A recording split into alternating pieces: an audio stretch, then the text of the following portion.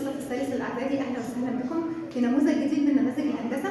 احنا هناخد نماذج الوزاره، نماذج الكتاب المدرسي، الثلاث نماذج. الفيديوهات اللي فاتت نزلنا نماذج الجبر، النهارده ان شاء الله هننزل نماذج الهندسه مع اول نموذج. تعالوا نشوف اجابه السؤال الاول. اول سؤال هنا بيقول لي نظام 45 درجه بيساوي ايه؟ عندي جدول الدوال المثلثيه ممكن اكون حافظه واجيب منه الظبط.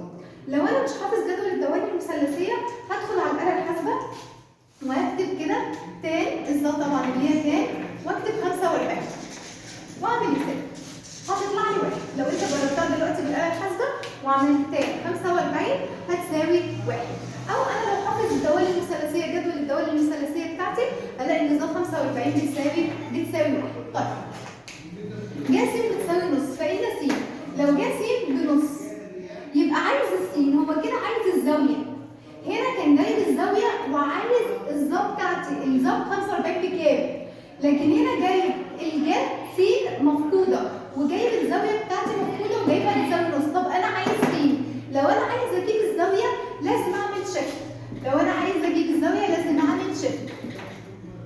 هعمل شيفت، انا عندي هنا جاب، انا عندي الجاب ساين، الجتا كوزاين، وعندي الظا بتاعي. يبقى انا هعمل شيفت، هنا جاب هتبقى ساين واعمل ايه؟ النص. تمام؟ طيب هلاقي ان هي هتطلع عندي لو عملتها بالآلة الحاسبة هتطلع عندي كام؟ هتطلع عندي 30. وانا اصلا حافظ كده من جدول الدوال المثلثيه برضو ان ج 30 بتساوي ايه؟ بتساوي نص. يعني لو شلت السين دي وحطيت هنا 30 هيبقى صح. يبقى ج 30 درجه بتساوي نص، او ج س بتساوي نص. طب السين بكام؟ بتبقى السين ب 30، سواء عملتها بالآلة الحاسبة او عملتها من دماغي نتيجه ان انا حافظ جدول الدوال المثلثيه. تعالوا نشوف السؤال الثالث. بيقول لي البعد بين النقطتين. اول ما بشوف كلمه البعد على طول احط في دماغي قانون البعد، قانون البعد بين النقطتين. طب هو قانون البعد بين النقطتين بيساوي ايه؟ هقول له قانون البعد بين النقطتين بيساوي الجذر التربيع فرق السينات زائد فرق الصادات بالتربيع. يبقى الجذر التربيع فرق السينات اللي هي س 2 ناقص س 1، صاد 2 ناقص صاد 1. طيب كله تربيع. تعالوا نشوف دي هنا كده س 1 ودي صاد 1، دي س 2 ودي صاد 2. طيب 3 و0 انا عندي السينات، يبقى 3 و0 يبقى اقول له الجذر التربيعي هنا 3 ناقص 0 تربيع زائد. طيب الصادات سالب 4 ناقص 0، يبقى سالب 4 ناقص 0 تربيع. لما اجي هنا اقول 3 ناقص 0 هتديني 3، لما اجي اربعها 3 في 3 ب 9 زائد سالب 4 ناقص 0 هتديني برضه سالب 4. طب سالب 4 في سالب 4 هتديني 16. طيب هتطلع معايا كام؟ الجذر التربيعي ل 9 زائد 16 هلاقي ان 9 زائد 16 25، والجذر التربيعي ل 25 بيساوي كام؟ 5 موجب او سالب 5. بس لان انا عندي وحدات طول مش هينفع اقول موجب او سالب، لان الاطوال دايما بتبقى موجبه. ما ينفعش اقول موجب او سالب لان الاطوال عندي دايما بتبقى موجبه، فتبقى 5 وحده طول. تعالوا نشوف المثال اللي بعده. اذا كان المستقيمان س زائد ص بتساوي 5، كام س زائد 2 ص بتساوي 0.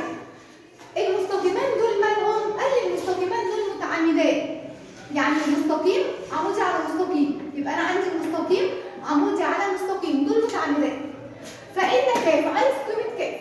طيب ما دام المستقيمان متعامدان على طول قاعدة كده، يبقى ما دام عندي لام واحد عمودي على لام 2 يبقى ميم واحد لما اضربها في ميم 2 بيديني سالب 1. دي قاعدة موجودة عندي، ده قانون. يبقى في حالة التعامد لو مستقيم عمودي على مستقيم، لو المستقيم أ عمودي على المستقيم ب، أو المستقيم ل عمودي على المستقيم ا، أيا كان المسمى، يبقى أنا عندي لام واحد عمودي على لام 2 يبقى ميم واحد في ميم 2 بتساوي سالب 1.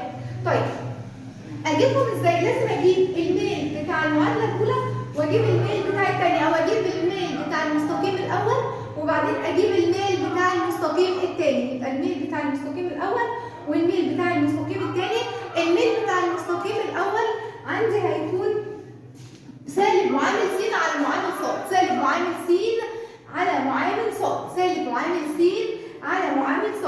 طيب سالب معامل س هنا يعني سالب 1 على معامل هيبقى سالب 1/1. طيب ده كده الميل الاول. طب سالب 1/1 اللي هو هيديني سالب ايه؟ سالب 1. يبقى انا كده جبت الميل الاول بسالب ايه؟ بسالب 1. طيب عشان اجيب الميل الثاني هقول ان الميل الثاني بيساوي سالب معامل س على معامل ص. يبقى م 2 انا كده جبت هنا م 1. يبقى م 1 عندي هنا تمام. يبقى انا عندي م 2 هنقول هنا سالب ك على مين؟ على الاثنين. طيب ده الميل الثاني. لما اجي اطبق المعادله بتاعتي يبقى م 1 في م 2 بتساوي سالب 1. اجي م 1 اهو يبقى سالب 1 في م 2 اهي بسالب ك على 2. كل دول هساويهم بمين؟ بسالب 1. طيب سالب 1 في سالب ك يبقى هنا سالب في سالب الموجب هتديني ك على الاثنين بتساوي سالب 1. طب انا عايزه اجيب الكاف بس حاصل ضرب الطرفين في الوسطين يبقى الكاف بتساوي سالب 2 لان 2 في سالب 1 بسالب 2. كده ابقى جبت قيمه الكاف. المساله اللي بعديها بيقول لي اذا كان ا بالزوج المرتب 5 و7 ب الزوج المرتب 1 بسالب 1 فان نقطه المنتصف. برضو اول ما اسمع كلمه نقطه المنتصف على طول يحضر في ذهني القانون. اول ما اشوف كلمه البعد يحضر في بالي قانون البعد. اول ما اشوف كلمه المنتصف يحضر في بالي برضو قانون المنتصف. طب انا عايز منتصف ا ب اجيب منتصف ا ب ازاي؟ عشان اجيب منتصف ا ب بقول مجموع السينات على 2 مجموع الصادات على 2. يبقى هنا مجموع السينات على 2 وبقول هنا مجموع الصادات على 2. طب مجموع السينات اجمع السينات انا عندي هنا س 1 وهنا س 2 وهنا ص 1 وهنا ص 2. طب هو عايز مجموع السينات يعني 5 زائد 1 يبقى هقول له هنا اعمل نفس الاقواس تاني. مجموع السينات يبقى 5 زائد 1. 5 زائد 1 كام؟ 6. طيب السبعة زائد سالب 1. سالب في موجب بسالب يعني هتبقى 7 ناقص 1 هتديني برضو 6. تاني لو انا عايزه اجيب مجموع السينات على 2 ومجموع الصادات على 2 يبقى 5 زائد 1 هتديني 6 على 2. طيب لو انا عايزه اجيب الصادات 7 زائد سالب 1. طب ما 7 زائد سالب يعني هتديني 7 ناقص 1. 7 ناقص 1 6 يعني هلاقي عندي ان ا ب بتساوي مين؟ 6 على 2 فيها 3 و6 على 2 فيها 3. يبقى الزوج المرتب 1 و3 هي دي هتبقى نقطه الايه؟ المنتصف اللي هي ا ب. اخر سؤال معايا بيقول لي معادله المستقيم الذي يمر بالنقطه. عايز معادله المستقيم. طيب ما دام قال لي بيمر بنقطه 3 سالب 5 ويوازي محور الصادات. ويوازي محور الصادات. ايه ليه بتتك قوي على يوازي محور الصادات؟ ما انا هقول لك حاجه. ما هو لما يوازي محور الصادات انا مش شايف الصادات اصلا. طيب يعني انت ما تركزش اصلا في الصادات. يبقى انا ما بركزش في الصادات خالص. يبقى بيوازي محور الصادات يبقى انا كاني مش شايف الصادات اصلا. كاني مش شايف الصادات. يبقى هيبقى عندي المعادله بتاعتي هتبقى س بتساوي ايه؟ 3. المعادله بتاعتي هتبقى س بتساوي 3. يبقى لما يجي يقول لي معادله المستقيم الذي يمر بالنقطه 3 سالب 1 هو بيمر بالنقطه بسالب 1 بس بيوازي محور مين؟ الصادات. ما هو بيوازي محور الصادات يعني ماشي في اتجاه محور الصادات. ما دام ماشي في اتجاه محور الصادات خلاص انا ما بشوفش الصادات لان الصادات مش موجود عندي اصلا. ويبقى عندي س بتساوي 3 ودي المعادله بتاعتي. وبكده خلصنا السؤال الاول وتعالوا نشوف السؤال الثاني. نشوف اجابه السؤال الثاني. اول حاجه بيقول لي اثبت ان ج 60 بيساوي 2 ج 30 ج 30. طيب ازاي اثبت حاجه زي كده؟ عشان اثبت لازم يبقى عندي طرفين. هو بيقول لي اثبت ان هم متساويين. يبقى في الاثبات لازم اجيب طرف ايمن واجيب طرف ايسر. اول حاجه هقول له هنا الطرف الايمن بيساوي ج 60. طيب يا ج 60 بكام؟ انا عارف ان ج 60 برضه من جدول الدوال المثلثيه او ممكن تجيبها بالاله الحاسبه تعمل ج اللي هي ساين 60 عادي خالص هتجيب لي جذر 3 على 2. يبقى انا كده جبت ج 60 بتساوي جذر 3 على 2. ده الطرف الايمن. طب تعالى نشوف الطرف الايسر. يبقى انا عندي الطرف الايسر اللي هو الهام بيساوي 2 ج 30 ضربه جتا 30 ضرب بيساوي. طب 2 ادي الاثنين تنزل زي ما هي في ج 30 بنص. انا عارف ان ج 30 بنص يبقى هنا ج 30 بكام؟ بنص في ج 30 بجذر 3 على 2 علشان الحق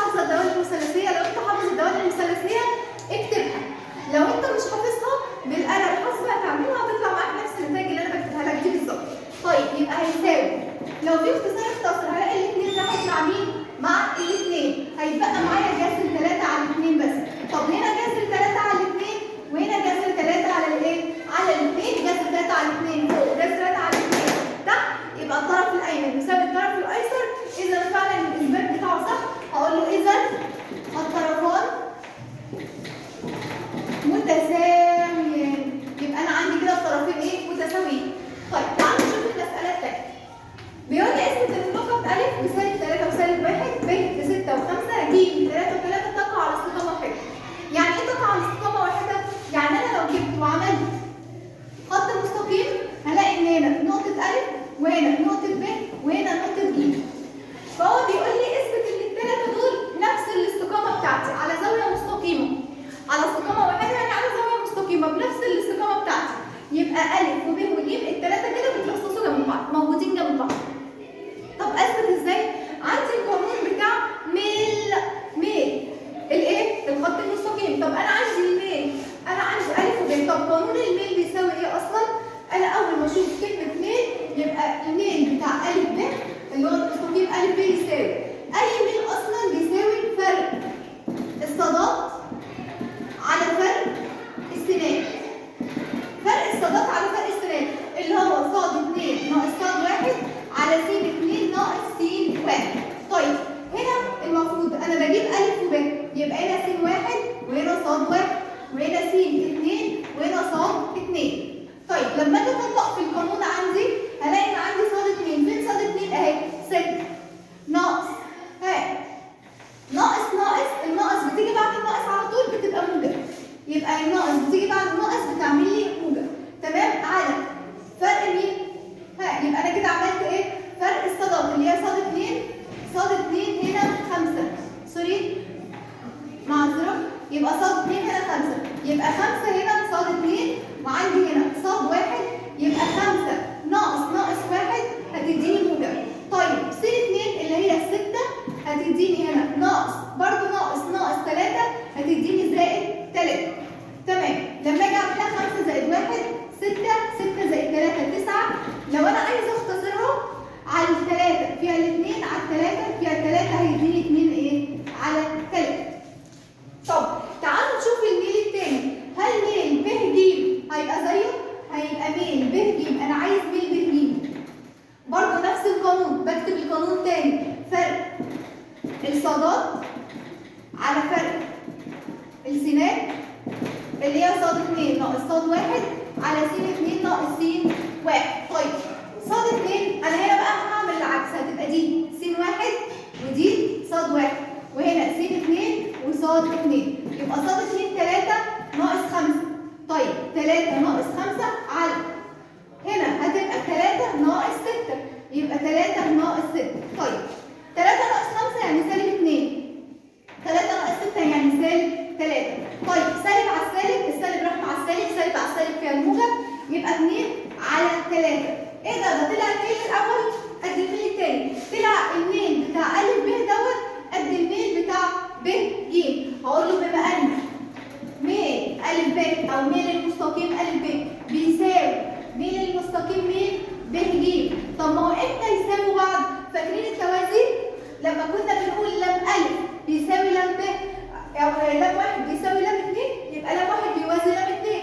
طب انا عندي هنا تساوي، يبقى هقول له ان دوت ان ا ب بيوازي ب ج. طيب يعني الاثنين في نفس الاتجاه، يبقى هقول له بما ان ب نقطة ب مشتركة بين المستقيمين، ما دام الب مشتركة، انا عندي الب مشتركة بين المستقيمين اهي. لو انا قلت انا ا ب ج على استقامة واحدة يعني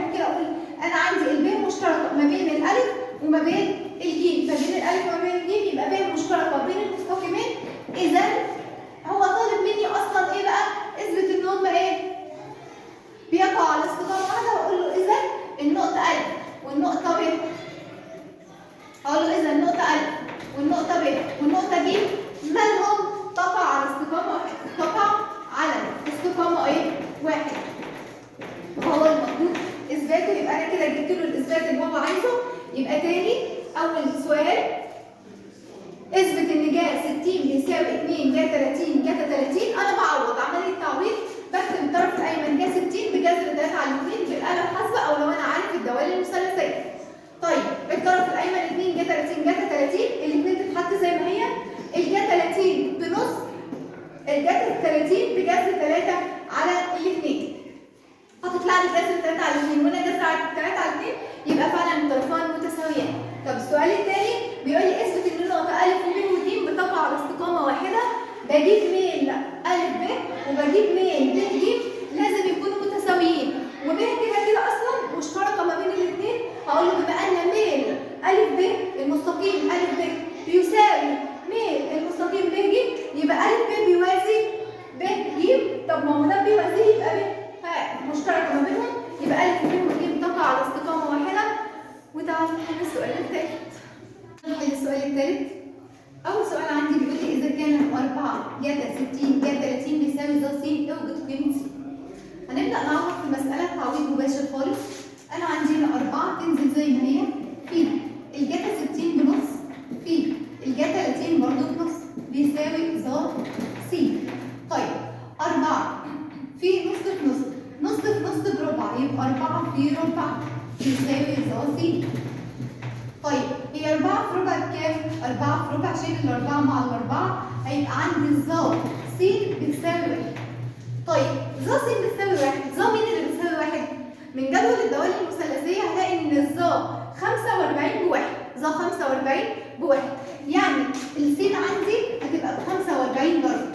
لو أنا مش حافظ جدول الدوال المثلثية ومش عارفة أجيبها، اعملها بالآلة الحاسبة، هيبقى شكل تان وحط الواحد، يبقى شيفت تاني واحد هتديك 45 درجة، يبقى قيمة السين عندي 45 درجة. تعالوا نشوف السؤال التاني. بيقول لي إذا كانت ج الزوج المرتب 6 وسالب 4 هي منتصف أ ب اوجد أحداث ب. لو رسمنا المسألة طبعا بيقول لي إذا كانت أ بتساوي 5 وسالب 3، يبقى هو جاب لي النقطة أ الإحداثي أ وجاب لي إحداث ج اللي هو نقطة المنتصف. هو قال لي إن هو نقطة المنتصف، هو عايز إحداث ب. هقول له نفرض ان النقطه ب بتساوي، انا ما عنديش الازواج المرتبه، هفرض ان هي س وص، هفرض ان هي س وص. طب تعالوا نشوف كده نرسم المساله. هو بيقول لي ان ج منتصف ا ب، يعني ج في النص. طيب هي ج بكام؟ ب 6 وسالب 4. طيب هي ا بكام؟ ب 5 وسالب 3. هي ب بكام؟ احنا افترضناها دلوقتي اللي هي ب س وايه؟ وص. طيب اجيب النقطه دي ازاي؟ ماشي بقانون نقطه المنتصف عادي خالص، مجموع السينات على 2 ومجموع الصادات على 2. يبقى هقول له نقطه المنتصف بتساوي مجموع السينات على 2 ومجموع الصادات على 2. تمام. طب هي نقطه المنتصف هو مديها لي بكام؟ قال لي ان ج عندي ب 6 وسالب 4، يبقى 6 وسالب 4 بتساوي مجموع س على 2 ومجموع ص على 2. طيب دي كده س 1 ودي ص 1. طيب دي س 2 ودي ص 2، لانه عايز، المفروض ان هو عايز النقطه دي. انا حطيت دي المنتصف، دي نقطه المنتصف، يبقى انا بشتغل على ا وب، بشتغل على ا وب، مجموع السينات بتاعت ا وب ومجموع الصادات بتاعت ا وب. طيب 5 زائد س، 5 زائد س سالب 3 زائد ص، سالب 3 زائد ص. طيب هلاقي ان انا عندي هنا لما بيتساوى زوجين مرتبين المسقط الاول بيساوي المسقط الاول والمسقط الثاني بيساوي المسقط الثاني. يبقى عند تساوي زوجين مرتبين المسقط الاول بيساوي المسقط الاول والمسقط الثاني بيساوي المسقط الثاني. طب المسقط الاول عندي يبقى 5، لو قسمنا دي كده هقول 5 زائد س على 2 بيساوي 6. طيب سالب 3 زائد ص على 2 هيساوي سالب 4. وابدا اشتغل معادلات حاصل ضرب الطرفين، حاصل ضرب الوسط بيساوي حاصل ضرب الوسطين، يبقى 5 زائد س هنا المفروض في 1، 5 زائد س في 1 بتديني 5 زائد س بيساوي 2 في 6 ب 12. انا عايزه اجيب الس بس، ال 12 زي ما هي، ال 5 بتروح لها باشاره مخالفه، يبقى الس بتساوي 7. طيب سالب 3 هنا وصاد وحاصل برضو الطرفين بيساوي حاصل ضرب الوسطين، يبقى سالب 3 زائد ص بتساوي 2 في سالب 4 سالب 8. طب انا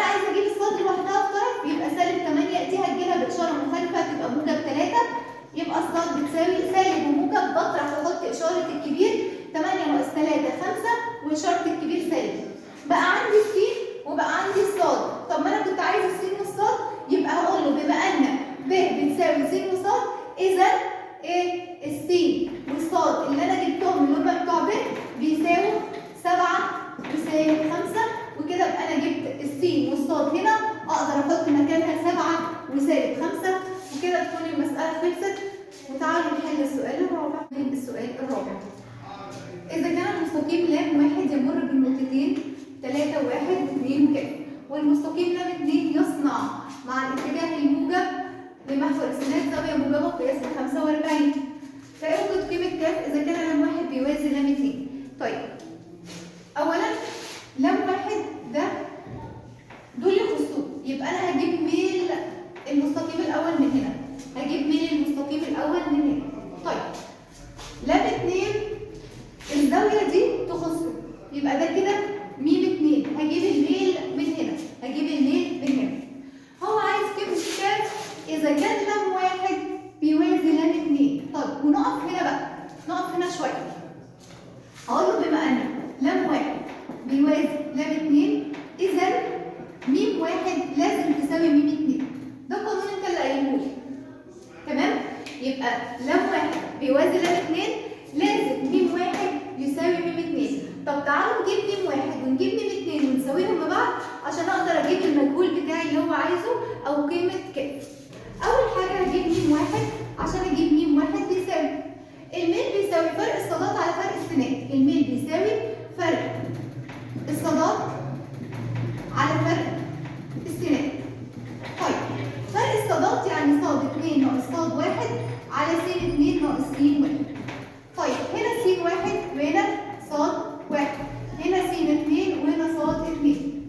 ص 2 كاف ناقص ص 1 1 على س 2 2 ناقص 3 بيساوي الكاف ناقص 1 بتتحط زي ما هي، ما بتصرفش فيها، بسيبها زي ما هي. يبقى انا عندي كاف ناقص 1 بتفضل زي ما هي، كاف ناقص 1. 2 ناقص 3 تديني سالب 1. انا كده جبت الميل الاول. طيب، جبت الميل الاول، عشان اجيب بقى الميل الثاني اللي هو ميل 2 بيساوي. طب هو قال لي اصلا ان الاتجاه يبقى عندي لام 2 بيصنع مع الاتجاه الموجب لمحور السينات زاويه قياسها 45. طب 45 اللي هي ظ 45، يبقى الميل بتاعي ظ. احنا عارفين ان الميل يعني ظ ظل الزاويه، عفوا الميل هو ظل الزاويه، الميل هو ظل الزاويه، يبقى ظ 45. طب انا عندي ظ 45 اصلا انا عارفها من الدوال المثلثيه بتساوي 1، يبقى معنى كده ان م 2 عندي بتساوي ايه؟ 1. انا كده جبت م 1 وكده جبت م 2. تعالوا بقى نرجع نطبق القاعده. هو بيقول لي لام 1 بيوازي لام 2، اذا م 1 بيساوي م 2، وتعالوا نساويهم. يبقى الكاف ناقص 1 على سالب 1 هتساوي 1. يبقى كده م 1 بيساوي م 2. اي عدد صحيح مقامه 1 يبقى كاف ناقص 1 في 1 بكاف ناقص 1 بيساوي سالب 1 في 1 هتنيها سالب 1. انا عايزه اجيب قيمه كاف، هقول له كاف بتساوي. طيب، هنسيب السالب 1 هنا وهنجيب دي باشاره مخالفه، موجب 1. الموجب 1 راحت مع السالب 1، يبقى الكاف هتساوي 0. وكده انا جبت له قيمه الكاف. تعالوا نشوف المثال الثاني. بيقول لي ا ب ج مثلث قائم الزاويه في ج، واحده واحده كده. هو قال لي ان المثلث قائم الزاويه في ج، تعالوا نرسمه. يبقى اهو ادي المثلث ا هو قائم الزاويه في ج، يبقى هنا ج وهنا ب قائم الزاويه في ج. تمام، نكمل بقيه المساله. ا ج 6 سم، ا ج ده 6 سم، ب ج 8 سم بس وسكت، ما جابليش سيره ا ب. طيب، بيقول لي اوجد داتا ا داتا ب ناقص ج ا ج ب، واوجد قياس زاويه ب. ما انا عشان اجيب الجا والجتا لازم يبقى عندي الوتر، لازم يبقى عندي الوتر. علشان اجيب الوتر بجيب الوتر ازاي؟ هقول له ا ب بيساوي. طيب، انا بجيب الجذر التربيع لمين؟ لأ ب زائد ج ب، الضلعين الاثنين مع بعض واجمعهم. طيب، يبقى 6 في 6 ب 36، 8 في 8 ب 64. يبقى هنا بربع ال6 وبربع ال8، يبقى 6 في 6 ب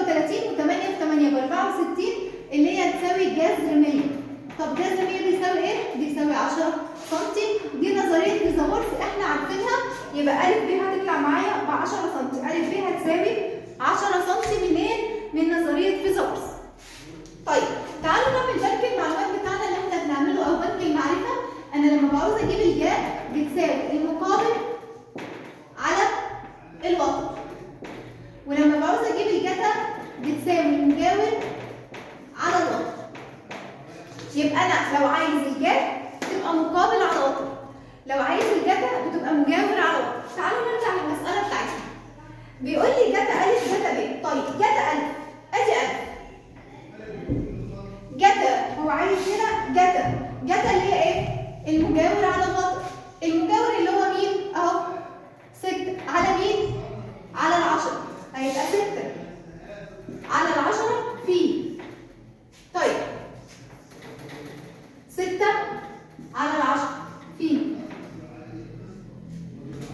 ها 6 على ال10 في ايه؟ جتا ب بكام؟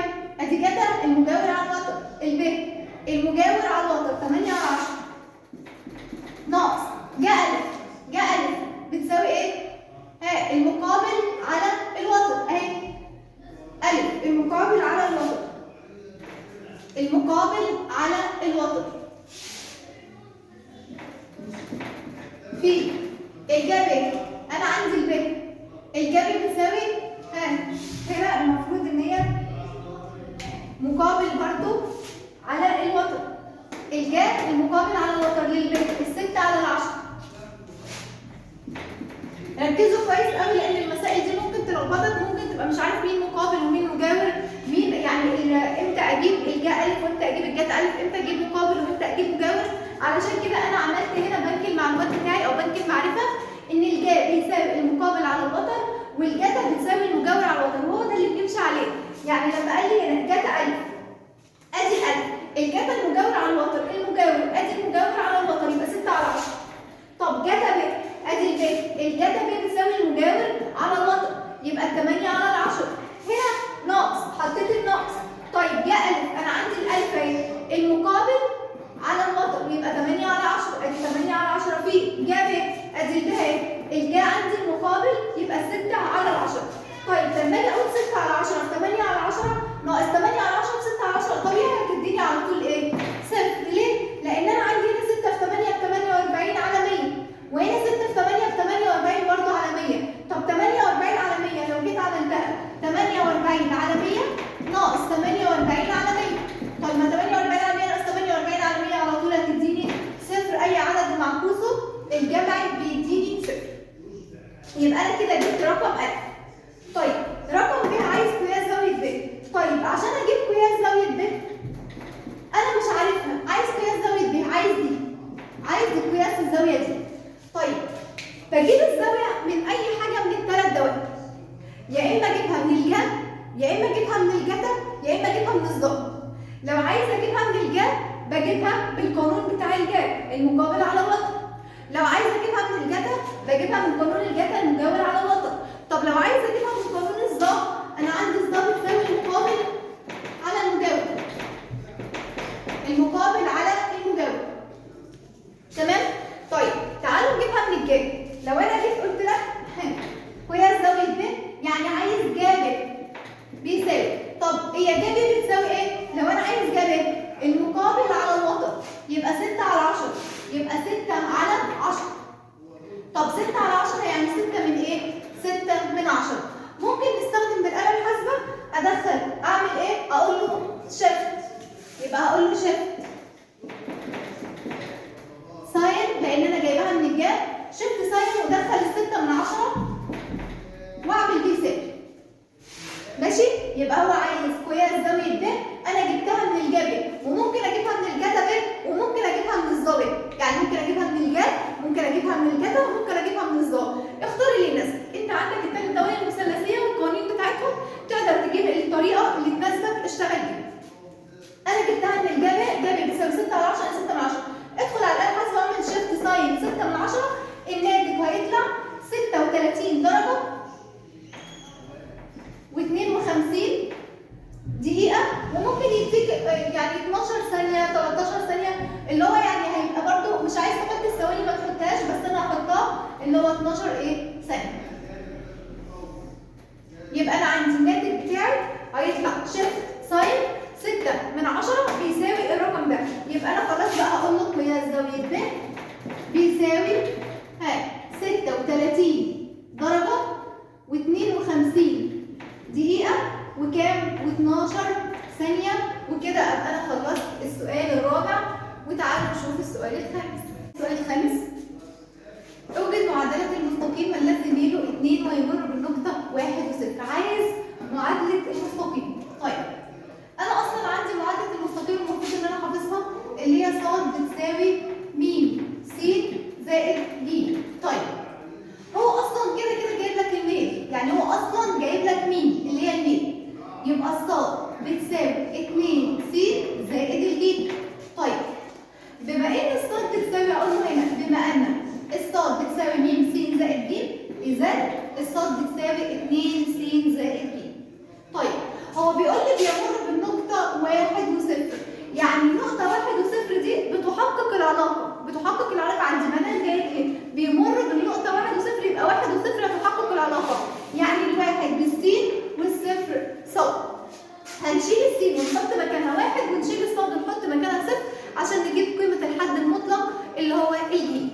طيب يبقى هنا الصاد ب0 بيساوي 2 س ب1 زائد الج. طيب ما هو الصفر هي ما اختلفناش، يبقى 2 في 1. هقول هنا 2 في 1 بكام؟ ب2. يعني لو قلنا الصفر بيساوي 2 في 1 ب2 زائد ج. طيب انا عايزه اجيب الجيم في طرف لوحدها، يبقى انا لو جبت الجيم هنا في طرف لوحدها بتساوي -2، لان -2 هتعدي، الاثنين هتعدي هنا بالسالب، هتبقى معايا الجيم بتساوي -2. تاني بيقول لي اوجد معادلة المستقيم الذي ميله 2 ويمر بالنقطة 1 و0.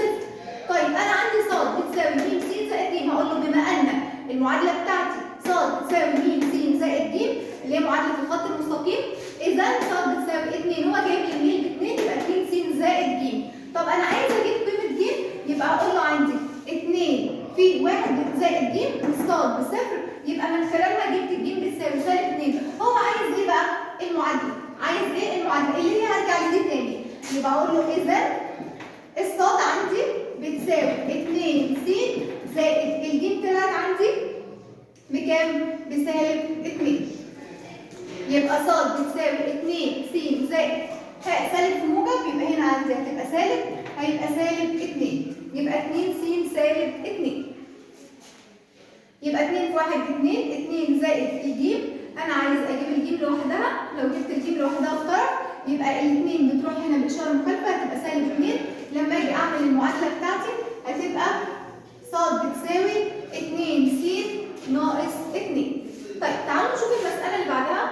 بيقول لي اثبت ان ا ب3 وسالب 1 ب بسالب 4 و6 ج ب2 وسالب 2 الواقعه في مستوى احداثي متعامد تمر بها دائره واحده مركزها م. يبقى ده مركز الدائره. هو عايز يثبت ان الثلاث نقط دول موجودين في مستوى واحد او تمر بهم دائره واحده م سالب 1 و2، ثم اوجد محيط الدائره. يبقى هو عايزني اثبت. تاني حاجه عايزني اجيب محيط الدائره. طيب مبدئيا انا لما برسم الدائره ادي الدائره بتاعتي هنا م. طيب هو بيقول لي ا وج، يعني لو قلت هنا ا وهنا ب وهنا ج، هو عايز يثبت ان ا م وأ ب وأ ج انصاف اكتر. هما ما دام بيمروا بمركز دائره واحده يبقى دول انصاف اكتر، يبقى لازم ا او م ا تساوي م ب تساوي م ج. طب عشان اثبت ان م ا بيساوي م ب بيساوي م ج لازم اجيب البعد بتاع م ا والبعد بتاع م ب والبعد بتاع م ج. وتعالوا نشوف لو الثلاثه طلعوا فعلا متساويين يبقى هو كلامه صح، يبقى الثلاث نقط دول فعلا بتمر بيهم دائره واحده مركزها م. وبعدين نجيب محيط الدائره. هقول له اول حاجه الميم ا عايز البعد بتاع الميم ا، قانون البعد بتاعي الجذر التربيعي فرق السينات زائد مربع فرق الصادات، مربع فرق السينات زائد مربع فرق الصادات. طيب تعالوا نشوف هنا عايز م ا، يبقى دي النقطه اللي انا بشتغل عليها. هنا س 1 ص 1. طيب هنا هتبقى س 1 ص 2 س 2 سوري س